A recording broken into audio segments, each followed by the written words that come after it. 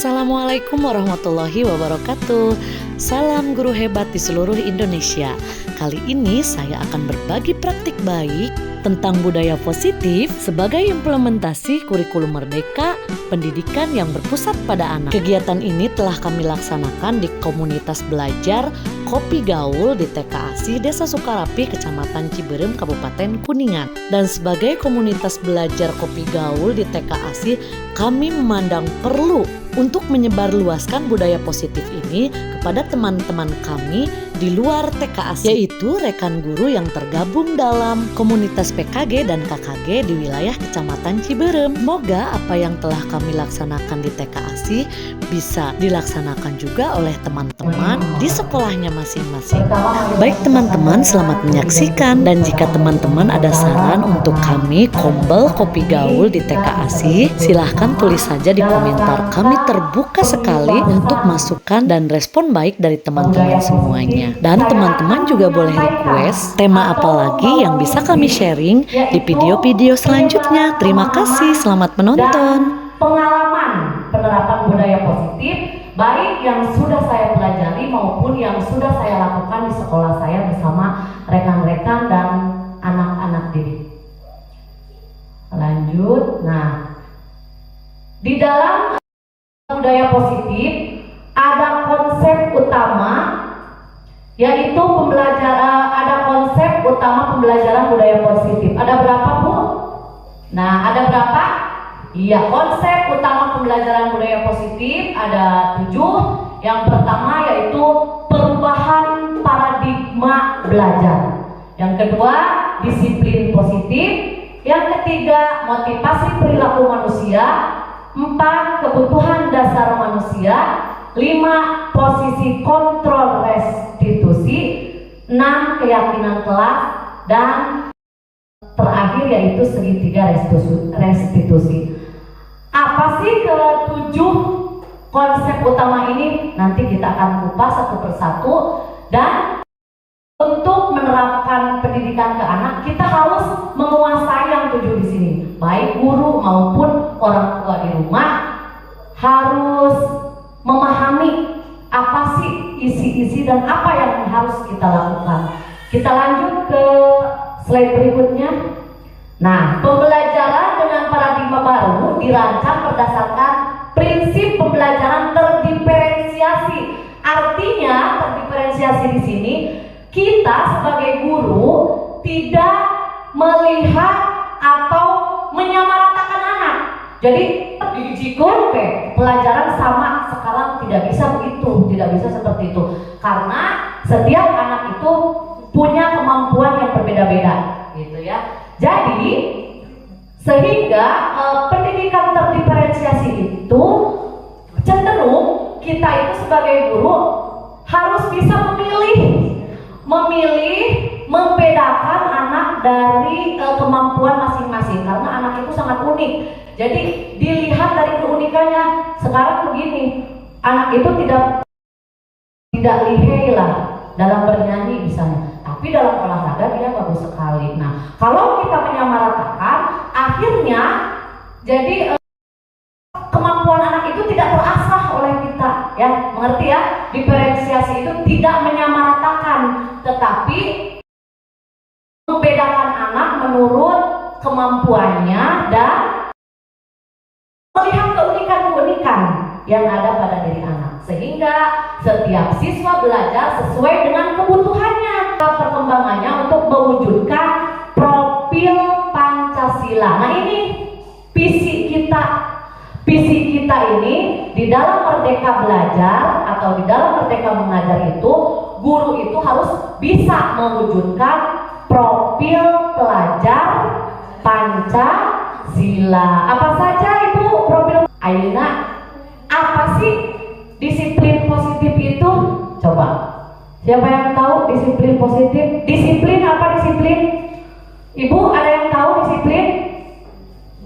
Naon ada disiplin sih? Iya, mengikuti aturan. Terus apalagi taat kepada aturan. Apalagi Bu Pina, apa Bu Pina? Disiplin positif itu melakukan kegiatan sesuai dengan peraturan yang Iya, garis besarnya adalah melakukan perbuatan sesuai dengan aturan. Ada aturan di sini. Nah, disiplin positif. Disiplin dalam budaya kita adalah melakukan sesuatu untuk mendapatkan kepatuhan, seperti tadi yang dikatakan Bu Pina ya. Diusahakan dengan disiplin itu anak tidak merasakan ketidaknyamanan. Jadi ku disiplin eta tapi murang kali teh merasa itu nyaman, tidak boleh seperti itu ya. Menanamkan disiplin tapi dengan cara-cara yang halus, cara-cara yang baik supaya anak merasa nyaman. Kalau anak sudah merasa nyaman, kalau anak sudah merasa tidak tertekan, nanti lambat laun disiplin positif itu akan tertanam di dalam dirinya. Selanjutnya, kita sebagai pendidik itu tujuannya adalah menciptakan anak-anak yang memiliki disiplin diri sehingga bisa mengacu pada nilai-nilai kebajikan universal dan memiliki motivasi intrinsik, bukan ekstrinsik. Apa sih motivasi intrinsik? Ada yang tahu? Iya, motivasi intrinsik berarti keluarnya dari dalam, ekstrinsik berarti dari luar. Nah, yang mengacu pada nilai-nilai kebajikan disiplin diri itu berarti dari motivasi intrinsik. Nah, lalu kesimpulan dari dua hal ini adalah disiplin positif adalah salah satu cara penerapan disiplin yang bertujuan untuk menumbuhkan kesadaran serta memberdayakan anak untuk melakukan sesuatu tanpa memberikan ancaman atau hukuman. Disiplin itu banyak, di militer ada, di universitas ada, di SD, di SMP, di SMA, sampai di TK juga ada. Tetapi kebanyakan untuk melakukan itu, melakukan dengan cara-cara lama gitu, dengan ancaman atau hukuman, sekarang tidak boleh. Justru anak-anak itu harus tidak merasakan ketidaknyamanan atau dalam arti harus nyaman anak-anak itu ya. Lanjut bareng. Nah, untuk melakukan disiplin yang tadi, untuk melakukan disiplin positif, ada kriteria kita karena kita itu memiliki apa? Memiliki kebutuhan dasar. Sebagai manusia kita memiliki 5 kebutuhan dasar. Yang pertama apa, Bu? Kebutuhan untuk bertahan hidup. Iya, kebutuhan untuk bertahan hidup atau survival. Naon bae kebutuhan kita untuk bertahan hidup? 1, makan. 2, minum. 3, iya, tempat tinggal. Nah, itu yang berhubungan dengan kebutuhan bertahan hidup. Yang kedua, ibu-ibu butuh apa? Kasih sayang. Oh, Pak Tarina, cinta dan kasih sayang. Nah, cinta dan kasih sayang sudah tentu anak-anak kita itu dari mulai kecil sampai kita juga dewasa membutuhkan ini, cinta dan kasih sayang. Tanpa adanya cinta dan kasih sayang, segala yang kita lakukan akan menjadi apa? Beban ya, akan menjadi masalah, akan menjadi beban. Begitu juga dengan anak-anak kita. Misalnya ya, anak-anak teh lendat-lendot gitu teh. Nah, itu anak dari kebutuhan dasar manusia itu, kebutuhan dasar anak yaitu pengen disayang, pengen diperhatikan. Waduh, lucak ka dia, kadang-kadang ibu guru nangis capek. Eta budak gini gitu-gitu teuing. Padahal itu anak itu sedang mencari perhatian karena butuh cinta dan kasih sayang. Hoyong disayang, hoyong dicinta, hoyong mendapatkan cinta dari ibu guru atau dari mamahnya di rumah gitu ya. Jadi kesatu kebutuhan bertahan hidup, kedua cinta dan kasih sayang, ketiga apa, Bu? Nah, kebebasan. Jadi orang ge hidup hoyong atuh bebas gitunya, kebebasan. Jadi dalam pengertian di sini kebebasan bukan arti kebebasan global yang bagaimana gitu ya. Tapi kita sebagai diri sendiri, diri pribadi kita membutuhkan kebebasan. Yang keempat, kesenangan. Tentu saja shopping, jalan-jalan, botram itu termasuk kepada salah satu kesenangan. Begitu juga dengan anak, karena sekarang temanya adalah kita menceritakan anak-anak kita. Jadi anak juga ingin senang, nggak mau sama ibu gurunya dipaksa-paksa suruh ini suruh itu. Bu guru, aku pengen menggambar kucing, pokoknya nulis, pokoknya ayo nama bagi anak kurang-kurangnya.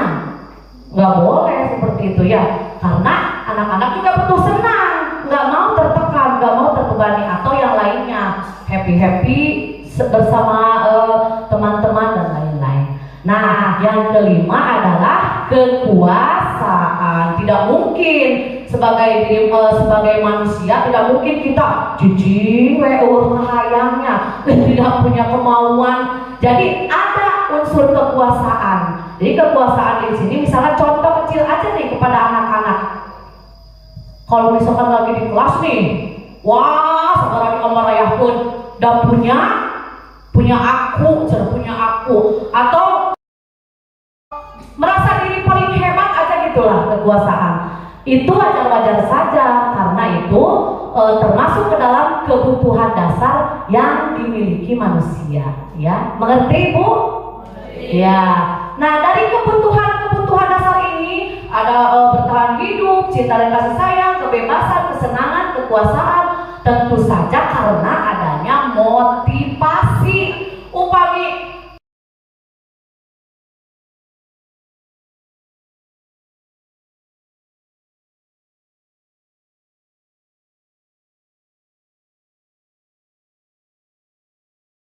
motivasi perilaku manusia, karena tadi adanya kebutuhan dasar, jadi adanya juga kebutuhan dasar itu muncul karena adanya motivasi. Motivasi merupakan dorongan yang timbul pada diri seseorang secara sadar atau tidak sadar untuk melakukan suatu tindakan dengan tujuan tertentu. Adapun tujuan dari motivasi itu ada 3. Yang pertama, untuk menghindari ketidaknyamanan atau hukuman. Misalnya kepada anak itu ngerjakan tugasnya ngerjakan tugasnya dengan cepat, masuk ke sekolah tepat waktu, tapi saya takut dihukum oleh guru. Jadi saya masuk sekolahnya harus pagi, harus jam 7. Kalau tidak jam 7 saya nanti dihukum buku. Nah, kalau dihukum berarti saya harus bangun pagi-pagi, harus berangkat ke sekolah, dan jam 7 saya harus sudah di sekolah. Nah, motivasi itu bagus tidak kalau motivasi pengen disiplin tapi karena takut? Iya, kurang bagus ya, kurang tepat. Yang kedua adalah untuk mendapatkan hadiah. Misalnya menulisnya rapi karena akan dikasih bintang sama bu guru, karena akan dikasih jajanan sama bu guru, atau karena akan diberi hadiah apapun dari bu guru. Jadi saya harus benar-benar, saya harus pintar, saya harus bisa menulis dengan rapi, saya harus bisa membaca misalnya. Nah, anak-anak itu melakukan sesuatu atau tindakan karena ingin imbalan atau ingin dihargai, yang dipuji lah, pujian gitu ya, yang dipuji. Kita juga begitu kan ya. Nah, bagus tidak yang ini? Kurang bagus juga, karena ini melakukannya berarti tidak dari hati, tidak di dalam diri, karena ini takut hukuman dan ini ingin imbalan, ingin hadiah. Nah, yang ketiga, untuk menjadi orang yang mereka inginkan dan menghargai dirinya sendiri. Nah, yang ini maksud menghargai dirinya sendiri. Anak itu melakukan suatu disiplin karena dia memang sudah ada di dalam dirinya. Disiplin itu diterapkannya di mana? Di rumah, juga di sekolah yang baik. Dengan kebiasaan-kebiasaan yang baik, antara kolaborasi antara guru dengan orang tua, maka akan terciptalah suatu motivasi di mana motivasi tersebut akan tumbuh dari dirinya sendiri dengan nilai-nilai yang mereka percaya. Jadi kuningali mamahna gitu ya, kuningali bapakna, aakna dirompok, disiplin, melakukan kegiatan-kegiatan yang baik, ditambah lagi di sekolah sama bapak ibu guru, sama apalagi kita sama ibu-ibu guru di sini di TK, semakin anak itu semakin terbiasa dengan perbuatan-perbuatan yang baik, kegiatan-kegiatan yang baik, maka akan tertanam di dalam dirinya. Maka lepaslah keinginan motivasi yang dua ini. Kalau sudah ada di dalam dirinya, mereka anak-anak tidak akan lagi takut sama ibu guru karena dihukum atau tidak mengharapkan imbalan. Jadi upami anu ieu mah dua atau ada dihukum mah disiplin bisa dilanggar lagi ya. Terus yang ini, kalau sewaktu-waktu kita tidak memberi hadiah kepada anak, tidak menjamin anak itu terus melakukan hal-hal yang positif, karena mereka nungguan naon dia, nungguan imbalan, nungguan hadiah. Sekarang mah mamanya juga nggak ngasih jajannya lebih, ya udah sekarang mah nggak mau belajar. Ibu gurunya sekarang mah gak ngasih bintang ke aku gak mau belajar lagi. Nah, bisa seperti itu. Kalau sudah dalam diri, insya Allah anak-anak akan tertanam dalam dirinya dan akan terbawa sampai dewasa. Lanjut. Nah, konsep disiplin dengan identitas gagal.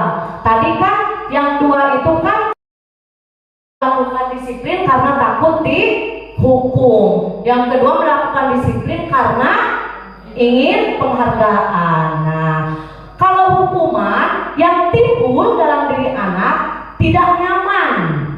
Jadi si budak teh pada disiplin ya gitunya, tapi itu nyaman.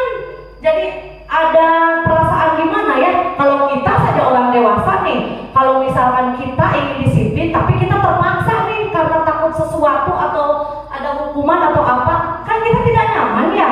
Nah, yang pertama yaitu tidak nyaman. Yang kedua sudah jelas, karena hukuman itu image-nya juga udah jelek. Namun anak-anak ya misalkan dihukum, oh udah sehat ya. Jadi hukuman itu bagi anak-anak apa ya? Sesuatu yang menakutkan gitu ya. Jadi ada timbul rasa takut. Yang selanjutnya menyakitkan, nyeri hati, nyeri hati, dah sieun teh dihukumnya. Terus terpaksa, memaksa. Jadi ayeuna kudu TPA, neng sok TPA, ini kumaha mau dipakai sakenaon. Nah, itu hukuman ya. Nah, jadi anak-anak terpaksa melakukan itu bukan karena dirinya, jadi terpaksa. Murid menjadi rendah diri, jadi tidak ada rasa kebanggaan lah di dalam diri anak itu. Nah, penghargaan juga begitu, tidak efektif seperti yang tadi saya katakan, bahwa kalau motivasi melakukan sesuatu karena ingin dihargai atau ingin mendapatkan penghargaan itu tidak efektif. Nanti sewaktu-waktu kalau tidak ada yang memberi lagi penghargaan, maka akan kembali lagi semula ya, jadi tidak efektif, sangat tidak efektif sekali. Merusak hubungan, naon yuk, merusak hubungan, merusak hubungan atau merusak pertemanan. Nah, merusak hubungan ini bisa saya contohkan begini. Misalnya kita di sekolah itu menggunakan sistem ranking. Nah ya, makanya di kita di TK ASI kita tahun kemarin itu tidak menggunakan sistem ranking karena dari mulai Bu Aan masuk ke CGP dan mulai ada perbaikan. Ternyata memang benar sekali menurut penelitian juga, terutama kalau di kelas rendah ya, kelas kita, kelas TK. Jadi merusak hubungan ini begini, kalau misalkan ibu guru memuji salah seorang yang lain mendengarkan kan ya? Nah, yang lainnya itu akan cemburu. Nanti ngomporan lah ke teman-temannya. Jangan main sama itu, dia mah disayang sama ibu guru, gitu ya. Nah, jadi bisa saja merusak hubungan karena adanya ranking atau karena ibu guru memuji di depan anak-anak yang lain lah, gitu ya. Jadi untuk ibu guru kita harus sebisa mungkin memberi reward boleh, memberi penghargaan boleh, tapi tepat begitu ya, supaya tidak merusak hubungan. Nanti kita bahas selanjutnya. Mematikan kreativitas karena tos di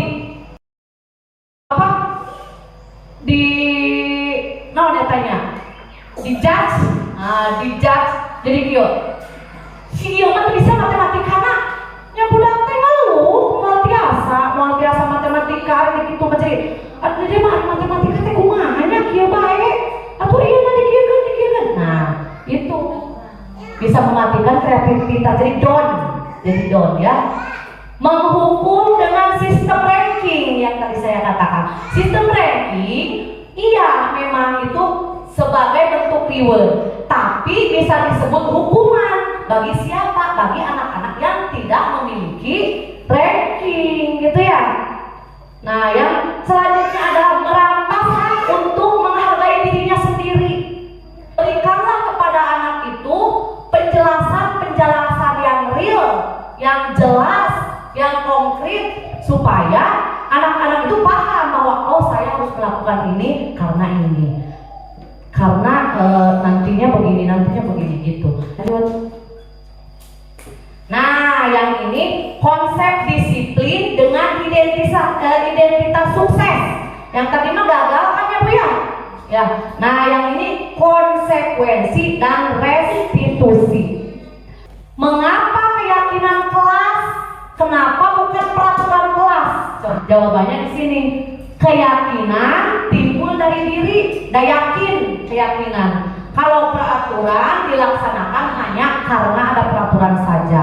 Tetapi kalau keyakinan itu diharapkan dengan adanya keyakinan kelas yang disepakati oleh anak dan guru, perbuatan baik itu akan ditanam dalam diri anak, gitu ya.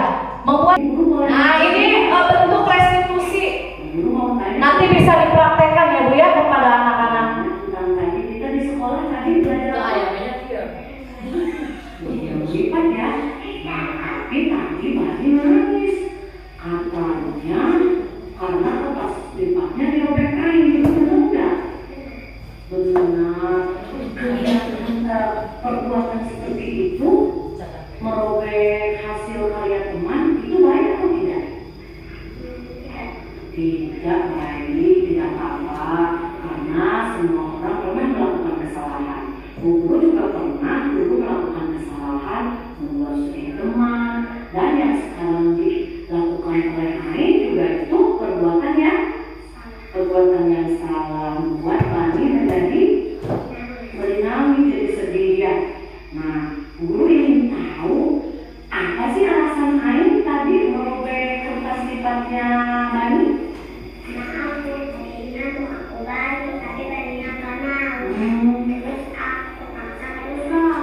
Jadi Bani tadi dipaksa ya? Oh begitu, jadi tadinya Ain mau membantu ya? Oh Ain hebat sekali. Memang dengan teman kita harus berbuat baik, kita harus saling menolong. Tetapi karena Ain melakukan dengan memaksa, jadinya itu sangat merugikan bagi Bani ya. Jadi kertas lipat Bani jadi sobek karena dipaksa. Kalau dengan memaksa itu juga tidak baik. Nah, Bani mau tanya lagi, Ain boleh? Ain masih ingat keyakinan kelas yang ada di kelas? Masih oke, coba.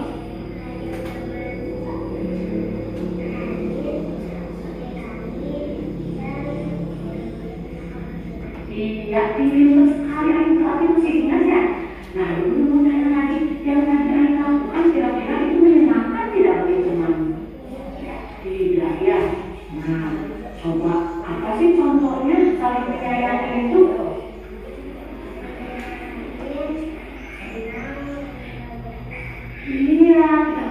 kasih teman. Tapi yang dilakukan tadi Keluar, senyum, salam, sapa, santun, terus masuk lagi, misalnya dengan berdoa, itu termasuk ke dalam budaya positif. Dan tidak hanya itu, juga menjaga lingkungan. Menjaga lingkungan juga itu termasuk budaya positif, ya. Nah, bagaimana caranya? Sama. Jadi memberikan penerapan atau kebiasaan menjadi sebuah pembiasaan. Kebiasaan yang menjadi sebuah pembiasaan, nanti insya Allah lama-kelamaan akan tertanam pada diri anak, dan anak-anak akan mengerti. Tidak perlu lagi tadi karena ada hukuman, karena ada reward atau apa, tetapi anak itu sudah tertanam nilai-nilai kebajikan yang ada pada dirinya, gitu ya Bu ya. Jadi harus dibiasakan dan menjadi sebuah pembiasaan. Nanti lama-lama akan terbiasa.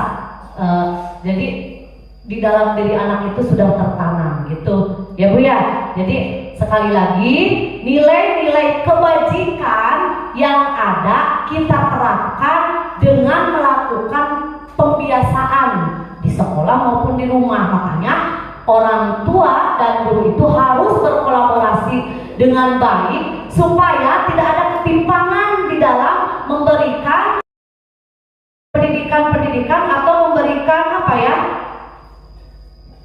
menanamkan budaya positif itu. Tidak ada ketimpangan antara orang tua dan guru. Di sekolah harus begini, tapi datang ke rumah nggak apa-apa, tidak melakukan itu. Nah, tidak boleh seperti itu. Jadi antara orang tua dan guru harus ada kompromi, berkesinambungan, kerjasamanya yang baik, begitu Bu Ara. Setelah mengikuti pengimbasan sosialisasi budaya positif, kami mendapatkan pengetahuan baru dan merubah paradigma yang ada dengan paradigma budaya positif, seperti dalam penerapan hukuman ataupun konsekuensi kepada peserta didik dalam pembelajaran. Terima kasih. Terima kasih kepada Bu Lina atas ilmunya terkait dengan pengemasan budaya positif. Kami sebagai guru bisa menerapkan dengan teknik-teknik yang baik terkait apa kebutuhan anak, apa kebutuhan dasar anak, seperti itu. Terima kasih. Terima kasih kepada Bu Lina. Kami bisa mendapatkan inspirasi dan pengetahuan yang baru tentang pembelajaran dan pembiasaan kepada anak. Terima kasih. Sangat bermanfaat dan tetap semangat dalam melakukan perubahan budaya positif. Terima kasih kepada teman-teman semua yang telah memberikan kesan-kesannya terhadap apa yang sudah saya lakukan. Tetap semangat dan sangat memotivasi saya untuk terus melakukan perubahan-perubahan positif. Dan kita akan selalu Berbagi dan berkolaborasi. Terima kasih. Assalamualaikum warahmatullahi wabarakatuh.